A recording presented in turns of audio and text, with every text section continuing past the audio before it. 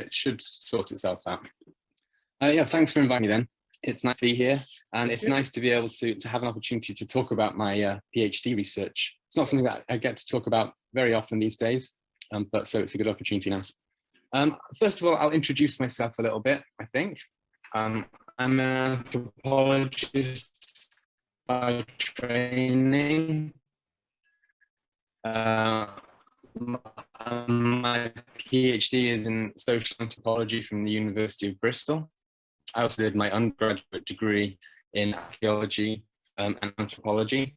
So I've got quite a long academic involvement with anthropology now, going back well over 10 years.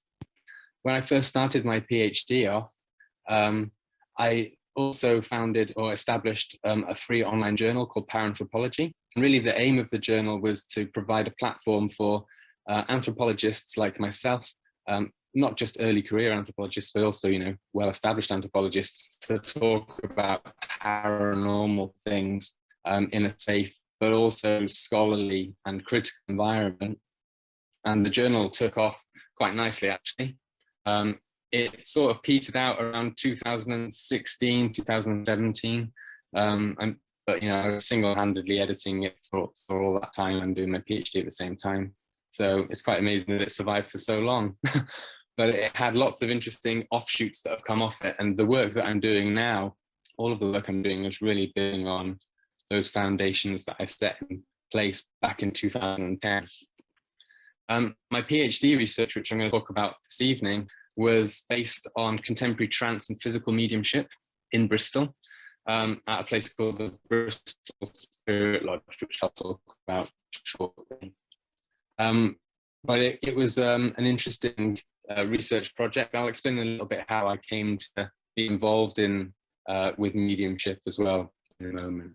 But one of the big questions that I've been thinking about for the last 10 years since I started this project, well, actually more than 10 years now, is it possible to have a non-reductive anthropology of the paranormal? And it should become clear later on what I mean by a reductive anthropology. And in fact, most anthropological approaches to things like mystical experience, religious experiences, paranormal experience have been reductive. So what I've been trying to propose is a non-reductive approach.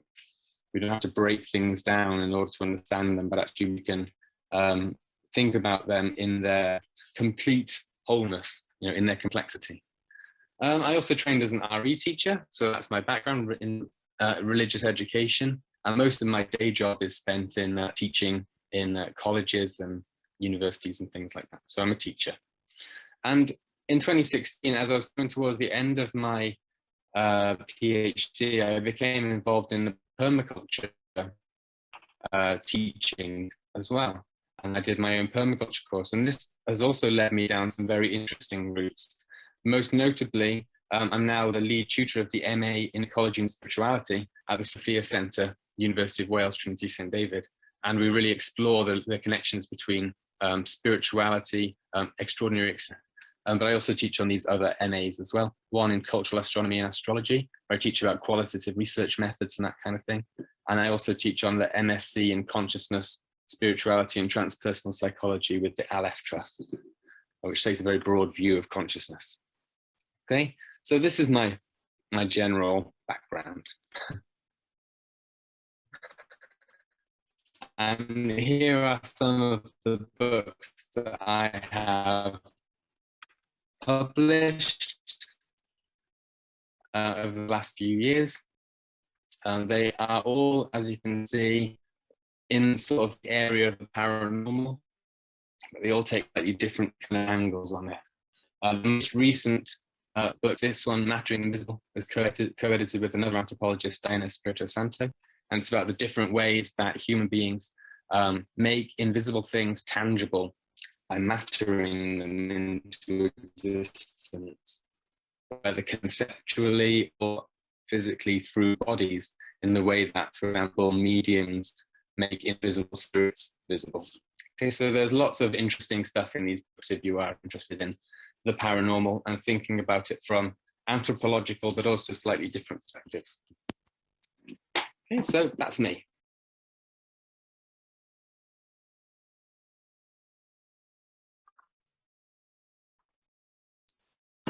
I'll just give a little overview then of what I want to talk about. So the first, I've broadly split the talk up into 3 chunks. The first one is about the Bristol Spirit Lodge itself, and I'll tell you about the lodge, show you some pictures of lodge, and talk about my fieldwork there. And then I want to focus a little bit onto the different ways, the different dominant ways of explaining and approaching things like mediumship and the paranormal, and show why some of the dominant approaches are actually flawed.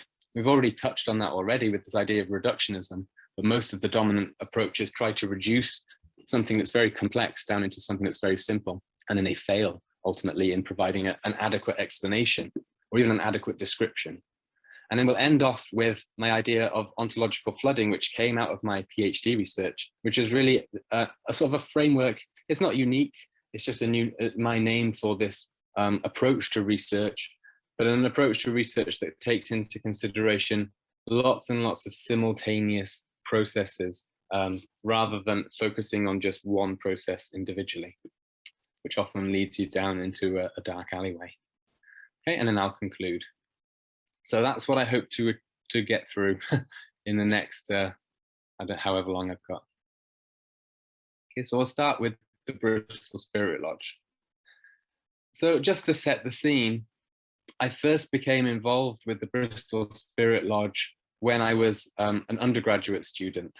And like I said, I was at the University of Bristol, and I was doing my degree in archaeology and anthropology. And I became very, very interested in the anthropology of religion, and especially in the anthropology of sort of extraordinary experiences. One of my lecturers at university introduced me to the work of Edith Turner, an anthropologist who I'll talk about later on.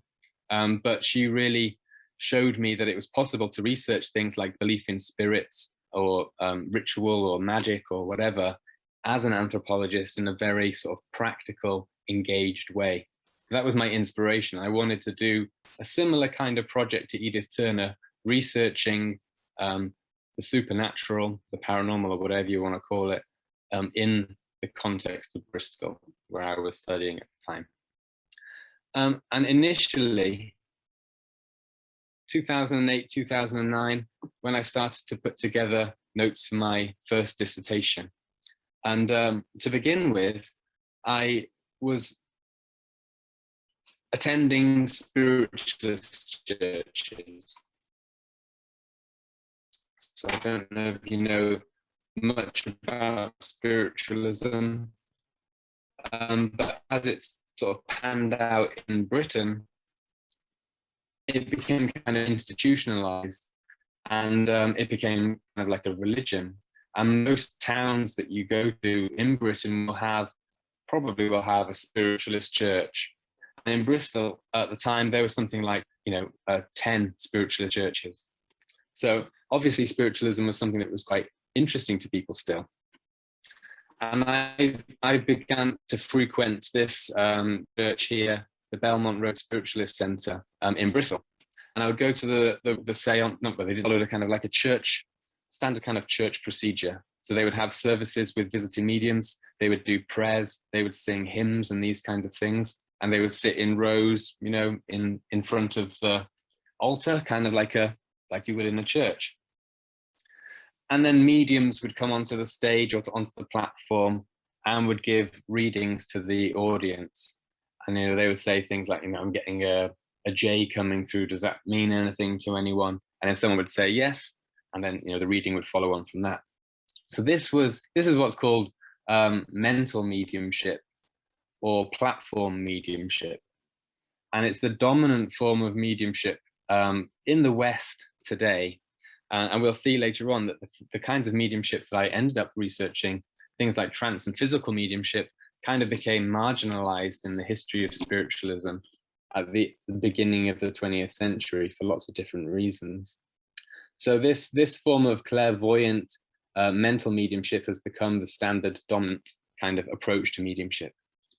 And you'll find it in these spiritualist churches in every town that you go to, more or less, which is quite interesting in itself. But because of the nature of these churches, with people coming and going all the time, spiritualism is very interesting because it can appeal to people at particular points in their lives, maybe when they are grieving and things like that. So you might end up with a very packed congregation one week, and then the next week that you go there, for whatever reason, there might be nobody there. And I found it very difficult to try to establish any kind of a dialogue with people at that time. That's not to say that it's impossible to do that, but for me at that time, as a an undergraduate and quite shy, it was difficult for me to get the kinds of conversations that I wanted to have with people. I felt like I didn't connect. Okay, but I did have some interesting experiences there. And these are just some of the notes that I wrote up at the time. One particular experience that I had was when a medium picked me out of the audience and basically wanted to give me a reading. And they picked up on lots of very interesting pieces of information, little things that they couldn't possibly really have known about me. And even things that I didn't actually know about myself at the time. And I had to go, and then I went to my parents and said, well, this medium mentioned a George. Is there anybody in our family who was called George, who might have been trying to make contact with? And they said, oh yeah, your great granddad was called George. And then they had all of this interesting stuff about ships and ports, and my family's from Liverpool, where ships and ports are a big thing. So lots of interesting stuff. And I even went to psychic development circles at the Spiritualist Church, where they were trying to develop clairvoyant mediumship, sitting in red lights in a circle and basically meditating and talking about the images that came to people's minds and looking for messages in there. So it was very interesting, but like I said, it was difficult for me to really get the kinds of conversations that I wanted. So I went back to the drawing board and did some on the internet, and amazingly stumbled across this group, the Bristol Spirit Lodge, who were literally about 20-minute walk down the road from where I was living at the time. So it was very handy, very, very convenient, and amazing really that this group was so close. But I found, this was a private circle established by a lady called Christine, who I'll introduce you to in a minute. And, it was a small group with regular sitters who would come and attend. It seemed perfect for me, for my dissertation purposes, as a place where I could get to know the people and these seances that they had. So I sent them an email, and they got in touch with me quite quickly and invited me over. And I went and met Christine, and she showed me the Bristol Spirit Lodge. Apologies for the bad photo, but I didn't take many photos during my field work.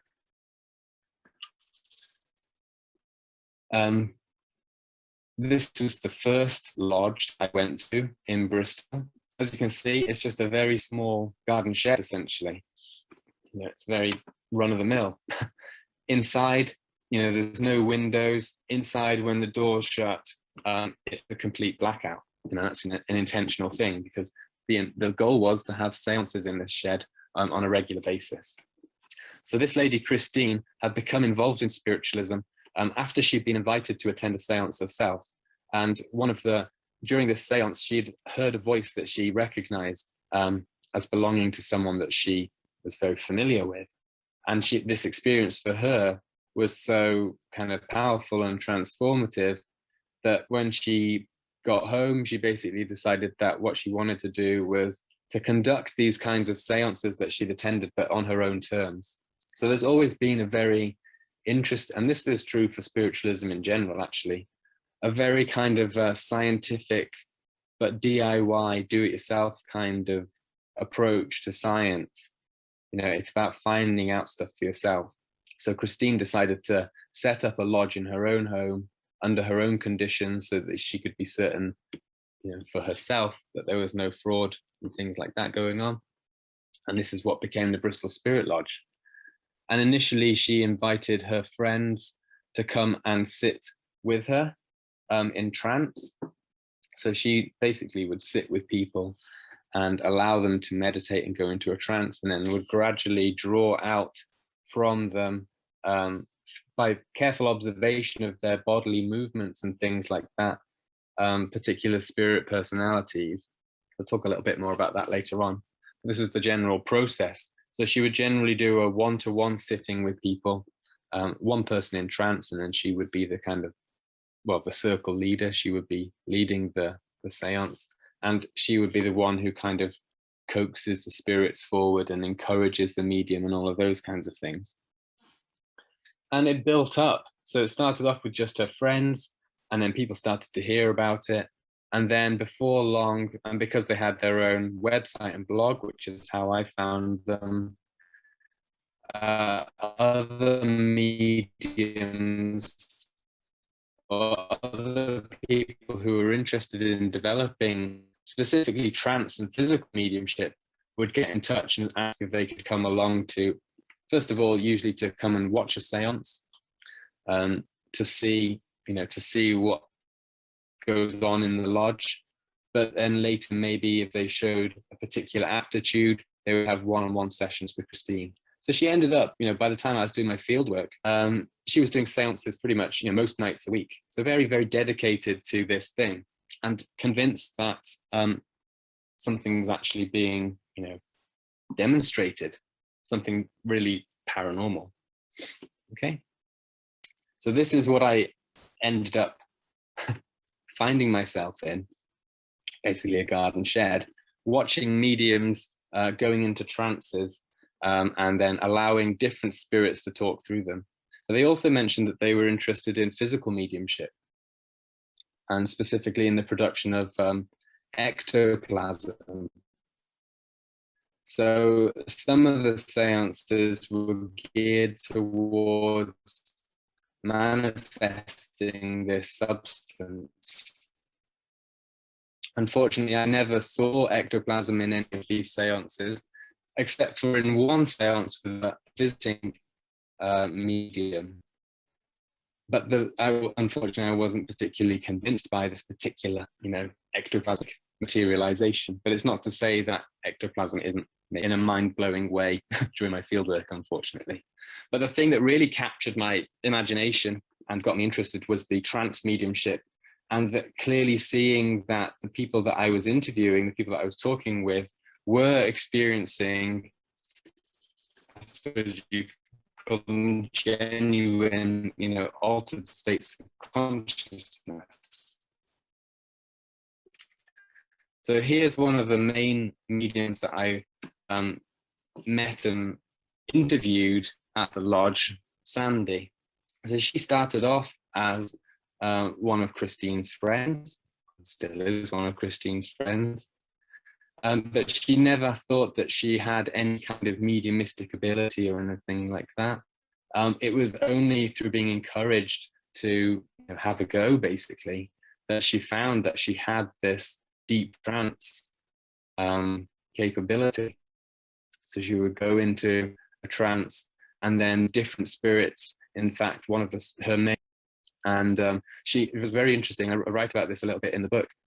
She started to receive sort of messages from the spirits the more that she became involved in it. And they would give her kind of like tips and suggestions about how to manage her children who were suffering from all sorts of different kinds of illnesses and things. So the spirits became kind of like helpers for her. And I write a little bit in the book about how in the lodge, the spirits kind of become a form of like spiritual augmentation for people. That, they perform particular roles, or they have particular kinds of expertise that can kind of be useful to the medium. So I found this all very, very interesting. And it encouraged me to pursue research with the group beyond my undergraduate dissertation onto a PhD. at the University of Bristol. When I started my PhD, the lodge had moved to Clevedon, which is a town not far from Bristol. And you can see in this picture here, the new lodge in Clevedon is much more spacious, much more purpose-built, less like a garden shed. But it basically had the same things inside.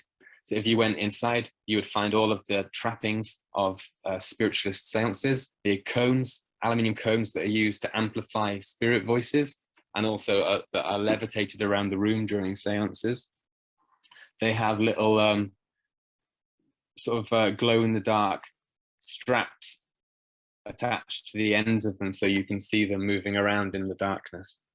In the middle of the room, in this top picture here, they had a sort of a wooden area, quite a large wooden area, and it was very creaky. And the idea was that, you know, if the medium was walking around in the seance room, they wouldn't be able to, you know, avoid creaking around on these wooden floorboards. And they would also, you can see these lines drawn out onto the board. They would place objects or small toys and things on the board so that any spirits that might be able to manipulate them during seances could do so, and you'd be able to see, you know, if the objects had moved. Unfortunately, I didn't see any objects moving during my seances, but they said that it had happened a couple of times. And then the sort of central focus of the seance room is the cabinet. And this is a direct throwback to, you can see it here in the middle, a direct throwback to the Victorian spiritualist mediumship cabinets, where the medium would go in there, they would go into their trance inside the cabinet, which would be, you know, closed off with curtains. And then all sorts of things would happen, like the curtains would blow up and materialized forms would allegedly walk out of the cabinet into the seance room and things like that. So for the most part, the cabinet was just a place where the medium sat in the seances and went into their trance. But when you spoke to people about the cabinet and asked them, you know, have you sat in the chair? What do you feel when you go in there? Most people said that it had a very particular kind of feeling inside the cabinet, almost as if there was a presence in there. And some people have told me as well that, you know, if you went to the lodge outside of seance times, that you might also feel a kind of residual sense of presence in there. So there's also super interesting stuff. And all of it really, you know, tantalized me enough to pursue a PhD on it, which was another then 7 years of research and writing about this group and doing interviews and things like that.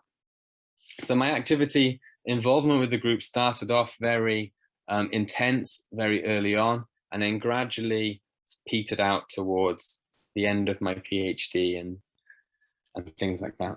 And interestingly as well, the things that I experienced also followed a similar trajectory.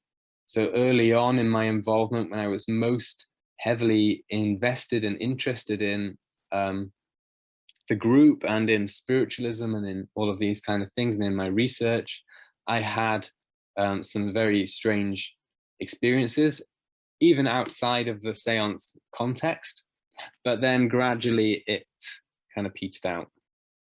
This is something that parapsychologists have noted in parapsychology experiments called a decline effect. So it seemed to be a similar kind of thing in action with my experience at the lodge as well. Okay, so it's just a few little notes there.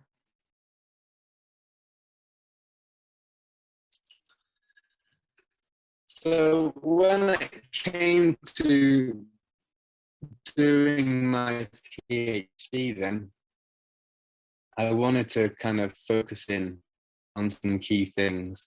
This isn't strictly speaking how I thought about it at the time that I was doing my research.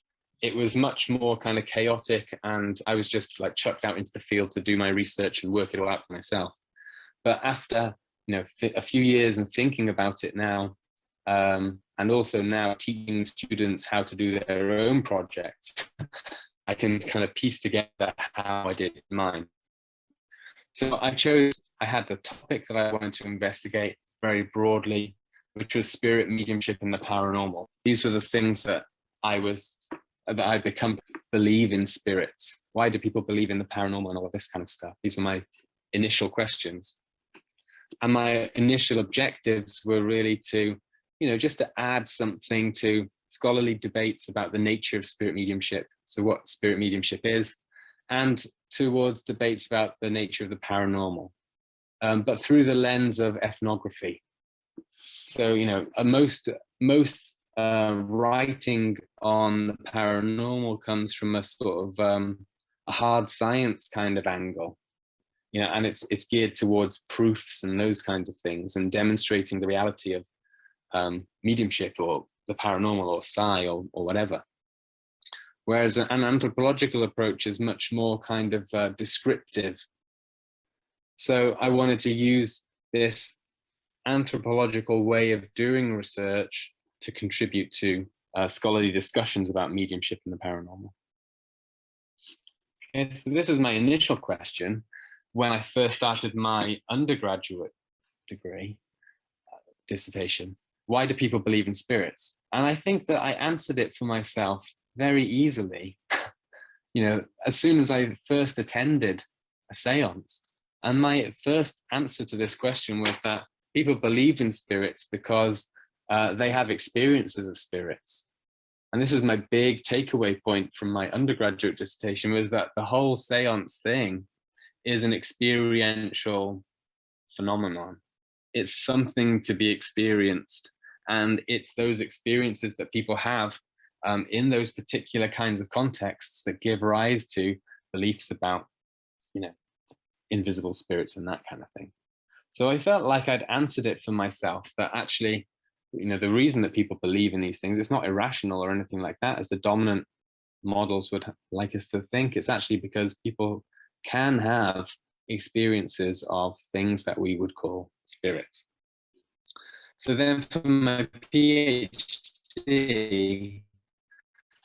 I had to kind of build on this. So if there is an experiential foundation to mediumship, then what kinds of experiences are these? What kinds of experiences are people having? Okay, so I shifted my focus then away from this question of why do people believe in spirits towards actually how questions, or questions to do with process. So like, what are the processes involved in mediumship? How is the body used in spirit mediumship demonstrations? How is the body used to express the presence of 15 different spirit personalities? What does it feel like to go into trance? This is something I was really interested in. What is the phenomenology of the trance experience for the medium? Okay, so I was asking slightly different questions, really, focusing on processes, if you could say in some ways focusing on the mechanisms.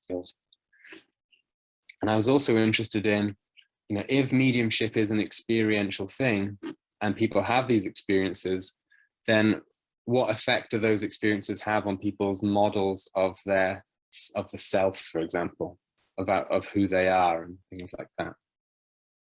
So these then became the kind of the main questions that are explored throughout the thesis, throughout this book. I don't really have enough time to go into all of these things tonight, but I will touch on at least the use of the body as a central kind of feature. Okay, so they were the main questions that I then brought to my research with the group at the Bristol Spirit Lodge. And I also adopted the approach of participant observation. This is just a very generic kind of definition of participant observation. But the basic gist of it is that, you live within the group or within the community to the best of your ability for as long as you can, essentially. And you learn to be, you learn what it's like to be an insider while also somehow maintaining it. So we could talk about, but we could put it aside for now. Okay, so this is the approach that I adopted. So I would go into the field. I wasn't going to be a detached observer like a parapsychologist in a laboratory investigating psi or something like that. I wanted to actually find out what the real world lived experience of this thing was. Okay, so I spent as much time as I could there. And in my own research, I ended up taking on different kinds of roles within the group. First of all, I participated as a sitter, so I would sit in seances and observe and just watch and engage in the activities. But then later on, I also ended up becoming the medium for a couple of sessions. Okay, so my role changed as my involvement revealed different things to me that I wouldn't have been able to comprehend any other way. So I was very, very influenced by the work of Edith Turner, who I mentioned before, and who I will mention again later in doing this.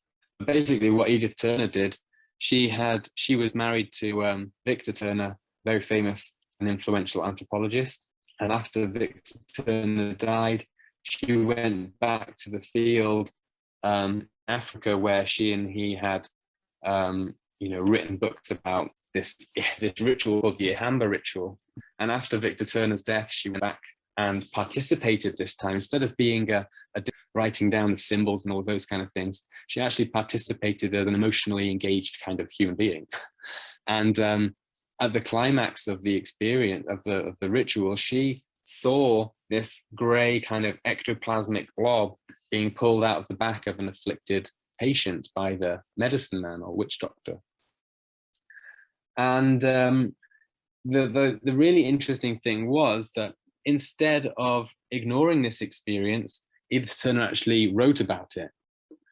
She made it a central point of her understanding of this ritual. Now that she had participated and seen the actual, the experiential side of it, rather than just the ritual, rather than just the symbols and those kinds of things, just the beliefs, it took on a whole new kind of significance. And she would go on to say that anthropologists need training to see as the natives see, that we actually need to learn to see what it's like from the insider's point of view. Okay? And this is very interesting, it opens up stuff, especially when you're dealing with things like magic and ritual. If you are opened up then through your participation to experience something like that, then it can have very profound transformative effects.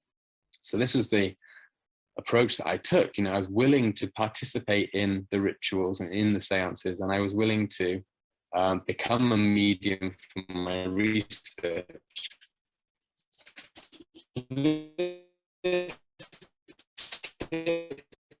The research over into something that's called autoethnography.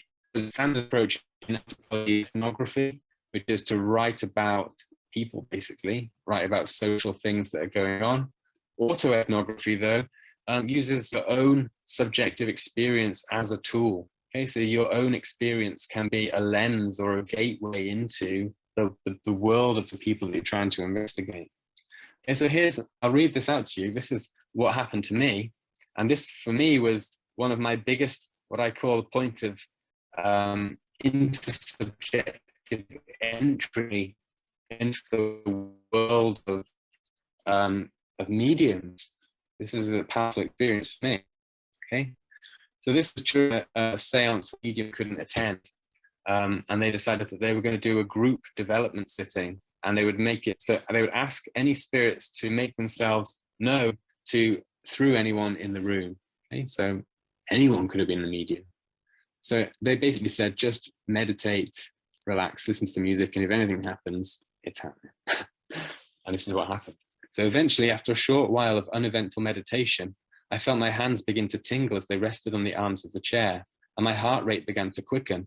It started to feel as though I was going to lose control of my body, as though I was on the verge of fainting or passing out, though still physically sitting comfortably in the chair. Gradually, I felt as though I was becoming distanced from my physical body, as though I, the conscious me, was somehow sitting just behind my own body. At the point when I felt most distanced from my physical form, I heard Christine, the circle leader, say that she sensed a presence standing by me, a male presence that wanted to communicate. This unsettled me because I too sensed an unusual, invisible, though tangible presence to my left. I felt on the verge of losing control of my body.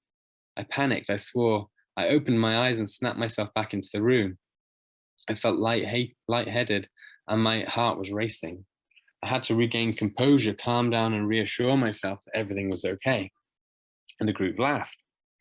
And then this experience went on a step further. After I had, shaken it off and everyone laughed at me and we'd had a good old chuckle about it, I thought it's time to, go into the meditation again. But this time the sensations of tingling in my hands came on much quicker. And my left hand it lifted up and it started to sort of wave or shake about like this. And it was such a strange experience for me because I could feel, like I described in this passage, I could feel my body. But I could also feel that I was not consciously in control of what it was doing. So for all intents and purposes, it felt like in that moment that my body was under the control of something else, which we might take to be a spirit. So, at the very least, then, there is an experience that people can have in mediumship development. And this is what I learned from my own participation to this degree, in this practice, is that, you can have these experiences. Doesn't mean that the experience really necessarily is of spirits, though I think actually the evidence, if we take it cumulatively and we bring in the parapsychology and all those kind of things as well, does point possibly in that direction. Okay, but at the very least, the experience shows you that there is something that's going on. And that mediums, when they say that they are going into trances, they really are going into trances. And they do have extraordinary kinds of phenomenological experiences. So it really opened up the world of mediumship for me. It gave me an insight that I couldn't have gained in any other way. It also helped me to realize that I didn't actually want to be a medium myself. It wasn't my calling. It just didn't appeal to me that much. Okay, but this is what it did. It was give me this appreciation of the experiential dimension, and also of processes of mediumship development, the physiological processes, psychological processes, the simultaneousness of it, how you can simultaneously feel your body and yet be distanced from your body. All of these interesting features were revealed through participation. So what my participation revealed to me then was that mediumship is something that was very complex and experiential. You could think of it maybe as seances as being very multifaceted. They have lots of different things going on, lots of different processes. Some of the things, just before I move on to the next section, some of the different things that I really picked up, obviously, for sensory deprivation and these kind of things. The use of music, for oral stimulation. All of these are tried and tested, methods of inducing altered state consciousness. So really what Christine built in her garden with her lodge was a special altered state of consciousness induction chamber, which was, again, very, very interesting. So there are all of these altered states processes going on, as well as the individual psychology, as well as social processes that are going on, relationships between people. And then we can add into that as well, the processes or whatever we might want to think about it. And before long, mediumship, your seance is something very complex, very, very complex. Okay, so but this understanding of mediumship is totally then at odds with the kind of dominant approaches in the academy, and especially in in anthropology and the social sciences, where mediumship is really thought of. Well, it's not even really thought about. It's kind of taken for granted that mediumship was something that died out, in the Victorian times, essentially, or that it can all be neatly explained away with fraud or cold reading and things like that. But actually, the experience that I had of mediumship was very different to that. It was a very different kettle of fish. So starting off from those assumptions, I was automatically like, wait a minute, this is something completely different. So the dominant approaches, which I'll talk about now, have been lacking in lots of different ways.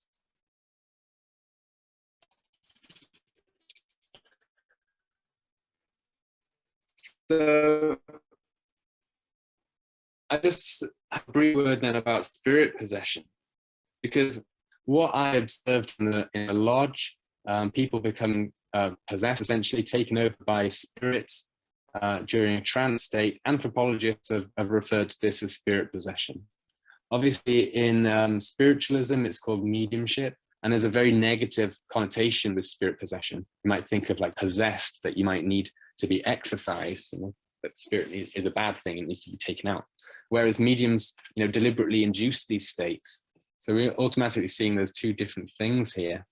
But anthropologists, speak in very broad terms about spirit possession, whether we're talking about trance mediumship in the spiritualist context, or whether we're talking about some other kind of possession in, Africa or India or wherever. And anthropologists have recognized this phenomenon for a very long time. You could go right back to James Fraser, one of the founding fathers of anthropology. And he wrote about it in his, The Golden Bough. He said, the belief in temporary inspiration is worldwide. Certain persons are supposed to be possessed from time to time by a spiritual deity. The possession lasts, their own personality lies in the events. The presence of spirit reveals shiverings and shakings of the man's whole body by wild gestures and excited looks, all of which are referred not to the man himself, but to the spirit which has entered into him, and in this abnormal God or spirit dwelling in him or speaking through him. So it's actually quite a good description of spirit possession or spirit mediumship. But you can see straight off that the assumption is that this is an abnormal state, that this is something that is actually undesirable, especially from the standpoint of Western scientific rationalism. So anthropology from the very beginning has seen spirit mediumship and spirit possession as something that is, in quotation marks, primitive or a survival of ancient mentality, and that really shouldn't exist anymore. So people like E.B. Tyler and James Fraser were of the opinion that science had superseded religion and magic. Science had become the truth, and anything else was delusion or folly. So it kind of follows, doesn't it, that early anthropologists would find these and say that this is primitive. More recent definitions, such as this one, have moved away from the idea of spirit possession necessarily being abnormal. Okay, so this is from Vincent Crapanzano.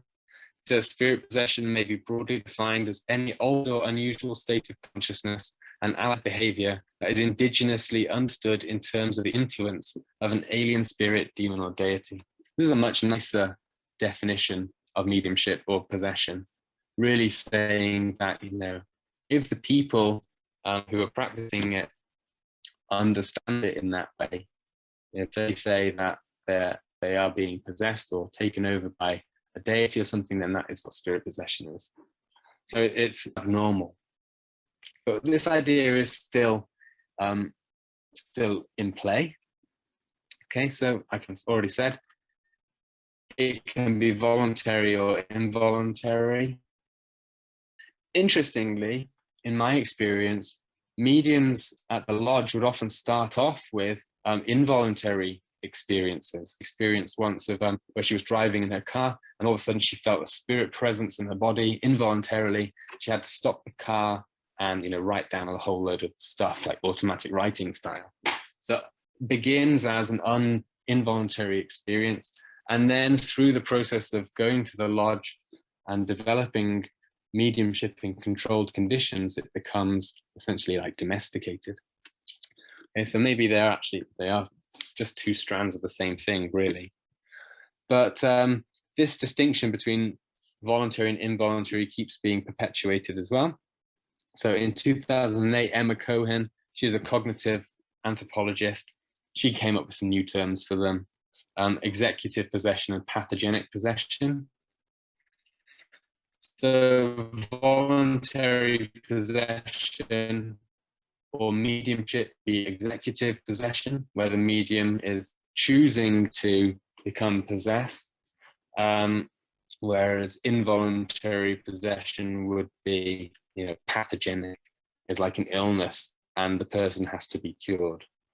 So the kind of mediumship that was going on in the lodge then was executive possession, voluntary possession, or mediumship.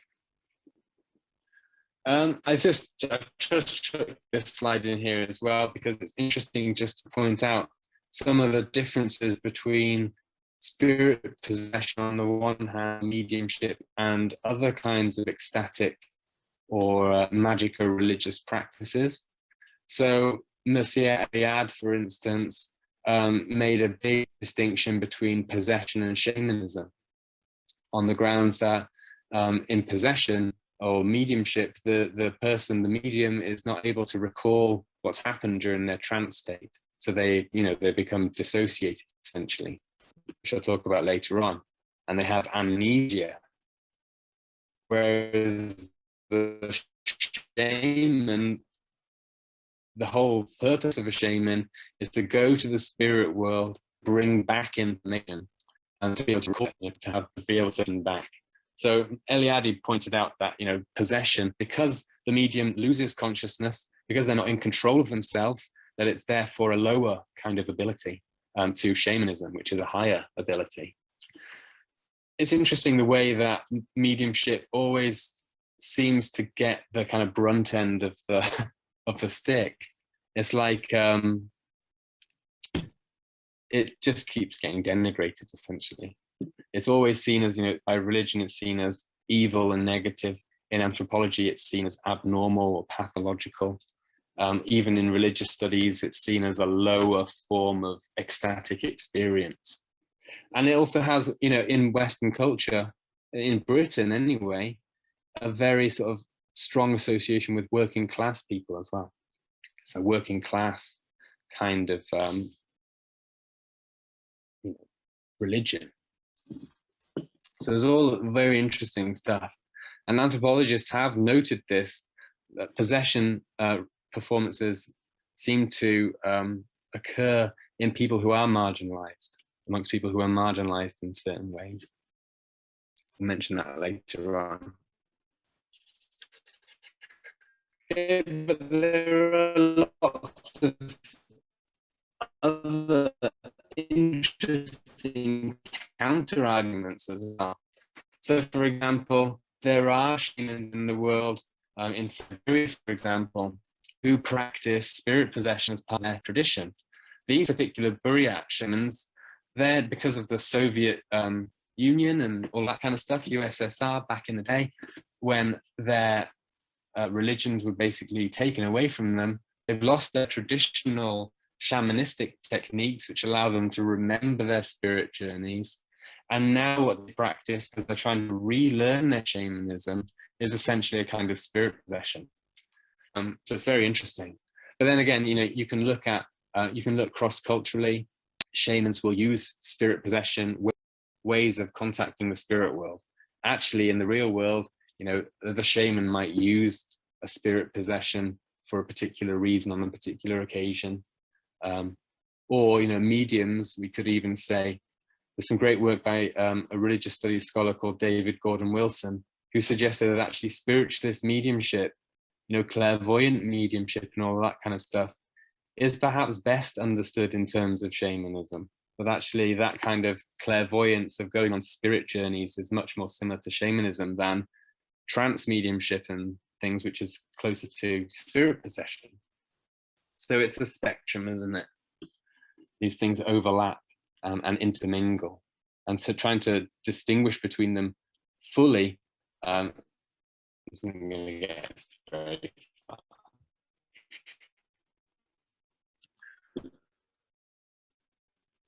Okay, so I'll just turn to thinking about the different explanations then. So here we've already met James Fraser and him thinking about possession as an abnormal state, and here's E.B. Tyler, who gives us the idea of survivals. Okay, so Fraser also talked about it being a temporary inspiration, again, as if to suggest that it doesn't have permanent lasting effects.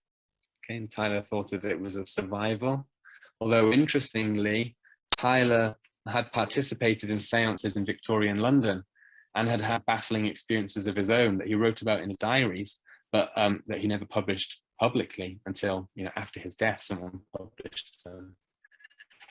And he talked about having gone to see some of the most famous mediums of the day, like D.D. Hume, for instance, and being totally baffled by the experiences that he'd had there.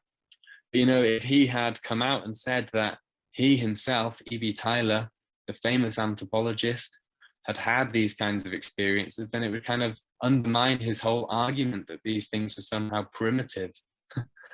Because even people at the pinnacle of Western civilization have these experiences. So there's always been within anthropology experiences, and if anthropologists have had them, not to include them in their writing, which is why when Edith Turner did her writing, the late 80s, 90s, it was such an important shift.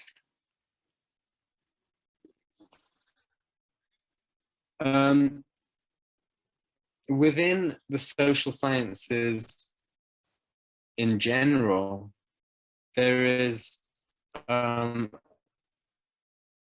sort of a theoretical position called functionalism. You find it in sociology. It's very, very popular because it makes a lot of sense. And basically the idea of functionalism is that things exist, social things exist because they do things for people. And this approach has been applied to all sorts of different things. And it was applied very famously to spirit possession by the anthropologist I.M. Lewis, a great little book called Ecstatic Religion. Yeah. And his basic argument was that spirit possession, we can explain spirit possession in terms of the social functions that it performs. We don't have to say that spirits are real or anything like that. In fact, he would probably argue that they're not. The only thing that these things do is perform social functions. So, for instance, he suggested that people in repressed societies, if you read around mediumship, you'll notice that the majority of mediums or people who engage in spirit possession practices are women. So one of his arguments was that spirit possession provides a sort of a venue for women to do things that they wouldn't normally be allowed to do in everyday situations. So, for example, to get up on a stage and to give out proclamations and things, or to speak with authority because you have a spirit within your body, all things that you would not normally be allowed to do. So this was his basic argument, that this is what spirit possession and mediumship do. They provide the opportunity for people who are downtrodden or people who are socially marginalized to have a voice and to speak out.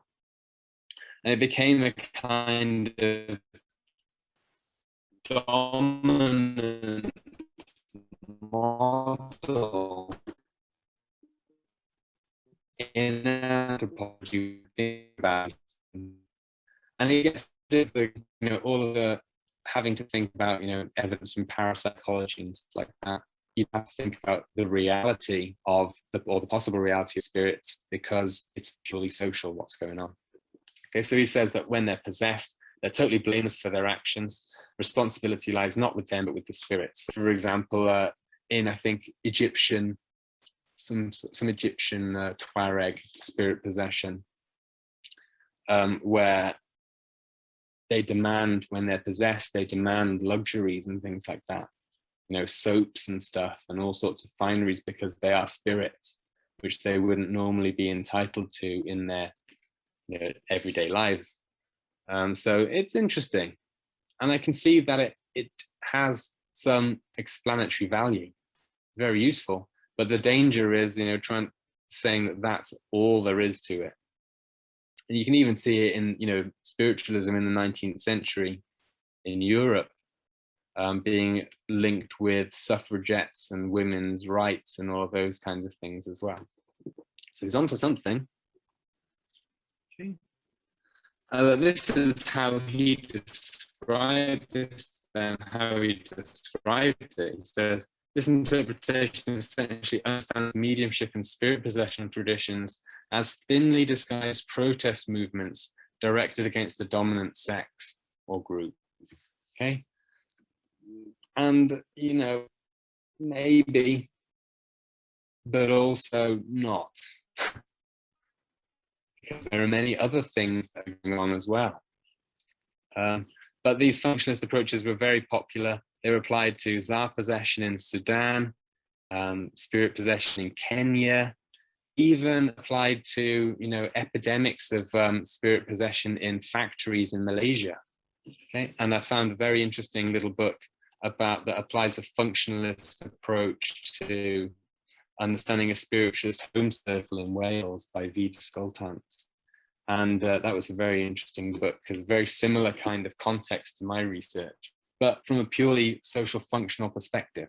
I'm basically saying that women only attend these seances because it's and things like that, which it might well have been.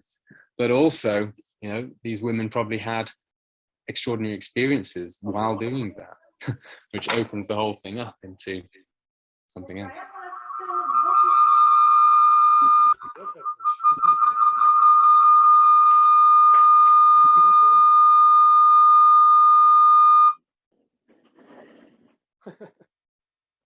Geen idee wat daar gebeurde.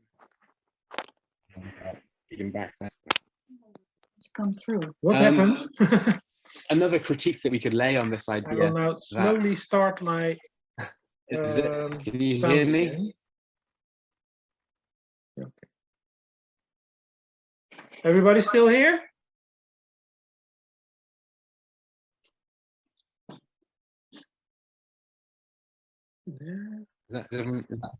Yeah.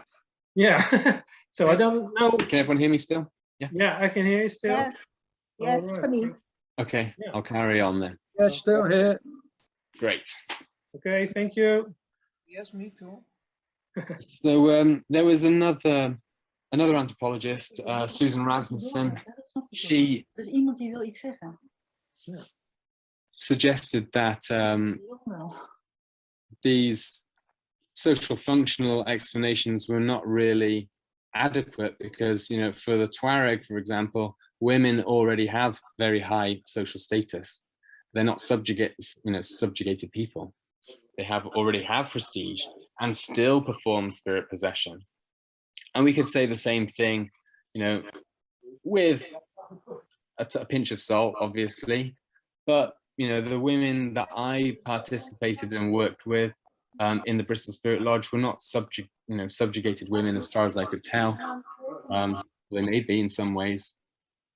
Okay, but these are affluent people essentially.